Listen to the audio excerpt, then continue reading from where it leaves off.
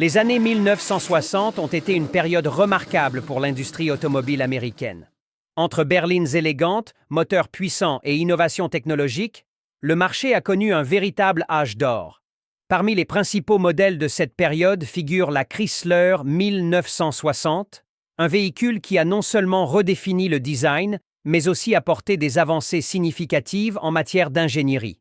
En 1960, après avoir essuyé des critiques sur la qualité de sa construction et ses designs controversés, Chrysler a décidé de réinventer ses modèles. Le résultat est une voiture élégante, moderne et technologiquement avancée, qui se distingue principalement par l'adoption de la construction monocoque révolutionnaire, dans laquelle la carrosserie et le châssis forment une seule pièce structurelle. Il en résulte un véhicule plus léger, plus robuste et plus maniable. La Chrysler de 1960 était disponible en 3 versions principales, Saratoga, Windsor et la luxueuse New Yorker.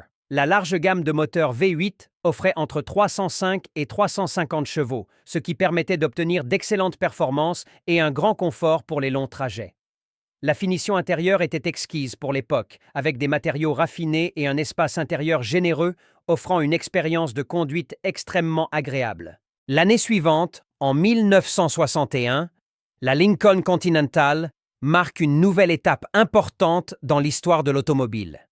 Dans un effort pour surpasser son rival Cadillac, Lincoln lance un véhicule radicalement différent des exagérations visuelles courantes au cours de la décennie précédente. La Continental présente une esthétique minimaliste et sophistiquée, avec des lignes droites et une élégante discrétion dans l'utilisation du chrome. Cependant, le véritable point fort était les portes arrière suicides, qui s'ouvraient dans l'autre sens, facilitant l'accès à l'intérieur spacieux et luxueux.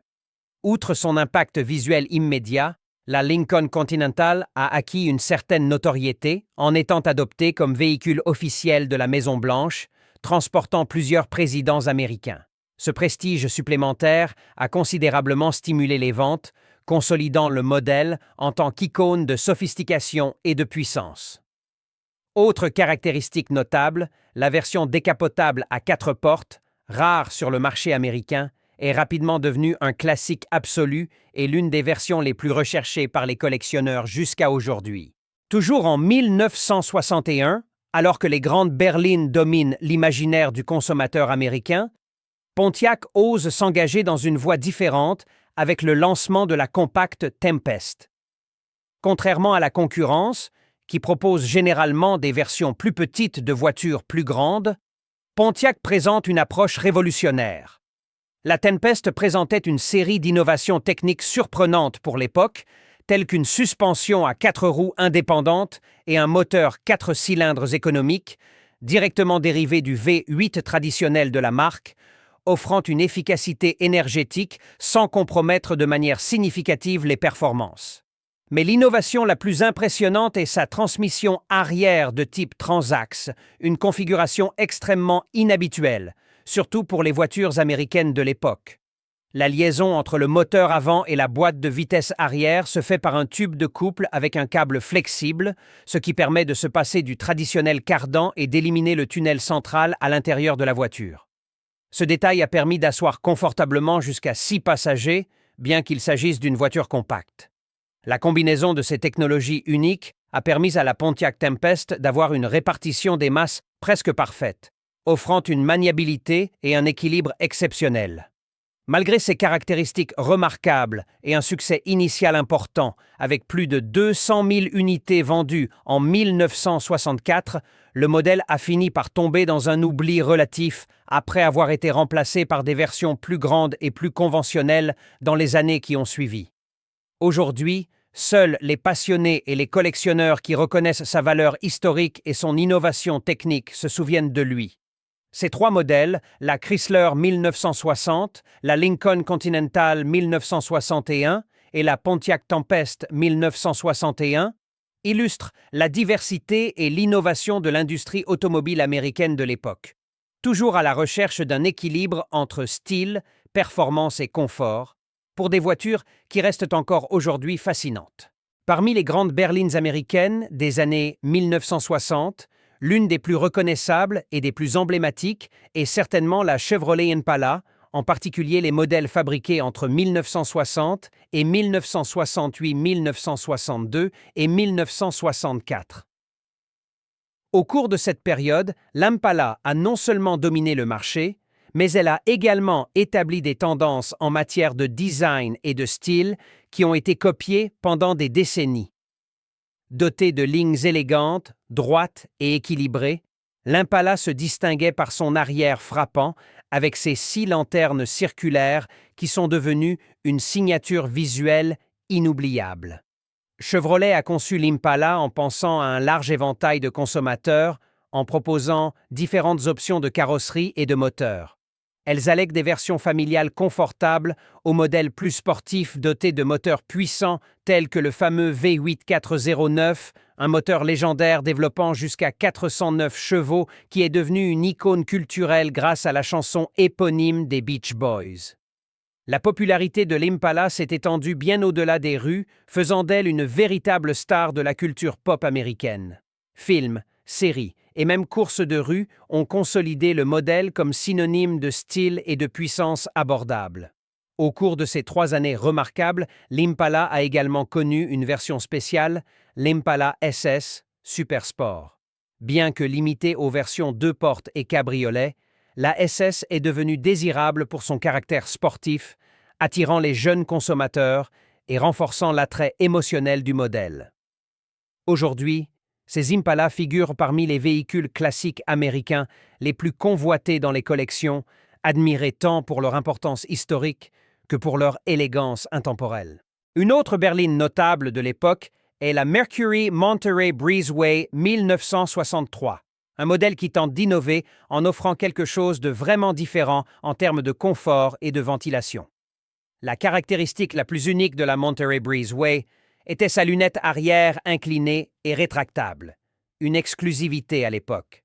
Cette fenêtre permettait une ventilation particulière et augmentait considérablement l'espace intérieur, créant ainsi un environnement agréable pour les longs trajets. Toutefois, cette solution posait des problèmes pratiques, car les gaz d'échappement envahissaient souvent l'habitacle à faible vitesse, ce qui a fini par nuire à sa popularité. Malgré cela, le Mercury Monterey Breezeway a gagné de nombreux admirateurs grâce à son style unique et à l'impression de luxe abordable qu'il véhiculait. Mercury, en tant que marque intermédiaire au sein du groupe Ford, essayait de proposer quelque chose qui se démarquait clairement des modèles plus basiques, sans pour autant atteindre les prix plus élevés de Lincoln. Cette stratégie a permis au Breezeway de se faire une place sur le marché en attirant des consommateurs à la recherche de quelque chose d'inhabituel et de sophistiqué, mais à un prix abordable. En 1965, Ford décide de renouveler radicalement sa gamme de grandes berlines et lance l'un de ses modèles les plus réussis, la Ford Galaxy. Conçue pour concurrencer directement la Chevrolet Impala, la Galaxy fait l'objet d'une rénovation complète, adoptant des lignes plus nettes et plus modernes et des phares superposés qui renforcent sa présence robuste et imposante dans les rues. Le Galaxy s'est rapidement imposé sur le marché en proposant une large gamme de versions et d'équipements. Des modèles d'entrée de gamme abordables aux versions luxueuses comme la Galaxy 5 Sense LTD, il y en avait pour tous les goûts et tous les budgets. La LTD se distinguait par son luxe raffiné offrant des éléments tels qu'un toit en vinyle, des détails chromés supplémentaires et des intérieurs sophistiqués avec une finition supérieure. Plus tard, le Galaxy a encore évolué et s'est doté de versions sportives équipées de moteurs puissants, comme le légendaire moteur de 7 litres, 428 pouces cubes, capable de générer une puissance considérable et des performances sportives. Cette combinaison de luxe et de puissance a attiré une nouvelle gamme de consommateurs à la recherche de quelque chose de plus que la berline confortable traditionnelle, faisant de la Galaxy une référence dans le segment. Ces 3 modèles, la Chevrolet Impala, la Mercury Monterey Breezeway et la Ford Galaxy, représentent la diversité et la richesse de l'industrie automobile américaine de l'époque. Chacun avec son propre style, son propre objectif et son propre public cible, mais tous unis par l'innovation et l'engagement à offrir des véhicules remarquables qui continuent d'être admirés par les passionnés et les collectionneurs jusqu'à ce jour. Au milieu des années 1960, le marché automobile américain avait déjà établi un niveau élevé de qualité, de performance et de luxe, et les constructeurs ont continué à faire évoluer leurs modèles. Un exemple notable est la Pontiac Bonneville 1966, qui a définitivement consolidé l'image de Pontiac en tant que marque capable de combiner puissance et luxe dans un même véhicule, créant ainsi une berline vraiment désirable pour les passionnés d'automobile. La Bonneville se distingue immédiatement par son style imposant, ses lignes longues et élégantes, son profil bas et agressif. Le design était mature, combinant des caractéristiques sportives avec les éléments classiques d'une véritable berline de luxe. Mais ce qui distinguait vraiment la Bonneville de la concurrence, c'était sa capacité dynamique. Pontiac équipait la voiture d'une gamme impressionnante de moteurs V8, dont le puissant 421 Tri-Power, qui développait une puissance impressionnante de 360 chevaux. La Bonneville garantissait ainsi une conduite agile et sportive, sans renoncer au confort typique des grandes berlines américaines de l'époque. L'intérieur était luxueux, spacieux et extrêmement confortable, avec des matériaux de première qualité, des détails chromés et des finitions soignées. En 1967, une autre voiture attire l'attention par son audace à briser les paradigmes, la Ford Thunderbird. Jusqu'alors célèbre pour sa version sportive à 2 portes, la Thunderbird fait l'objet d'une refonte surprenante et est lancée pour la première fois dans une configuration de berline à 4 portes. Le modèle adopte des portes arrière suicides, directement inspirées de la Lincoln Continental, qui permettent un accès élégant et facile à l'intérieur. Ce changement radical visait à positionner la Thunderbird dans un segment plus luxueux, attirant des consommateurs en quête de prestige, de confort et de sophistication. Cette version berline offrait une nouvelle expérience aux consommateurs. Un intérieur raffiné avec beaucoup d'espace pour les passagers, des finitions exquises avec des détails exclusifs et un confort supérieur pour les longs trajets. Sous le capot se trouvaient de puissants moteurs V8, comme le robuste moteur 428, qui garantissait des performances à la fois vigoureuses et douces. La transformation a été bien accueillie par le marché, élargissant considérablement le public cible de la Thunderbird, qui n'était plus seulement considéré comme un coupé sportif, mais était reconnu comme une icône du luxe abordable. En 1968, une autre voiture légendaire renforce encore le concept de luxe et de puissance, la Cadillac DeVille. Avec l'introduction du nouveau moteur V8 de 472 pouces cubes, capable de produire 375 chevaux, la DeVille se positionne au sommet du marché américain du luxe, offrant des performances impressionnantes et un confort inégalé. Son design est imposant et élégant, avec des lignes robustes et une présence frappante, complétée par une large calandre et des phares superposés, ce qui lui permet de se démarquer avec autorité dans les rues américaines. À l'intérieur, la Cadillac DeVille offrait le meilleur de la technologie et du confort. Des sièges en cuir souple, une climatisation efficace, une insonorisation supérieure et des finitions soignées confèrent à l'habitacle une atmosphère de raffinement absolu. Avec cette combinaison de luxe extrême et de puissance généreuse, la DeVille devient le symbole ultime du prestige automobile, renforçant la position dominante de Cadillac parmi les marques de luxe nord-américaines. Clôturant la décennie avec une dose supplémentaire d'audace et de puissance, la Dodge Polara 1969 apporte un langage stylistique totalement nouveau. Le style fuselage. Cette approche esthétique confère à la voiture une apparence moderne et aérodynamique, avec des flancs arrondis et une silhouette fluide qui transmet un sentiment de vitesse et de modernité, même lorsque la voiture est à l'arrêt. La Polara proposait l'un des moteurs les plus puissants de l'époque, le fameux 440 V8 de 375 chevaux, qui offrait une conduite exceptionnellement vigoureuse. Ces performances ont fait de la Polara la favorite des forces de police américaines, qui appréciaient particulièrement la robustesse, la puissance et la fiabilité du modèle. Les policiers chevronnés se souviennent encore avec admiration des performances exceptionnelles de la Polara en service.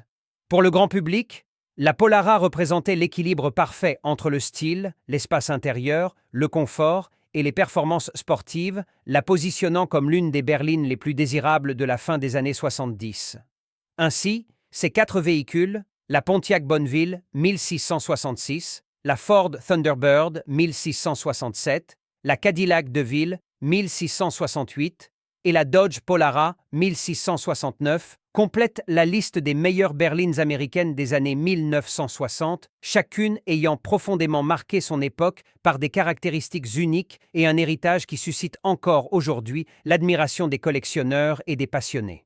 À travers ces modèles emblématiques, l'industrie automobile américaine a montré toute sa capacité créative et technologique, éternisant ses voitures comme de véritables symboles d'une période inoubliable de l'histoire de l'automobile.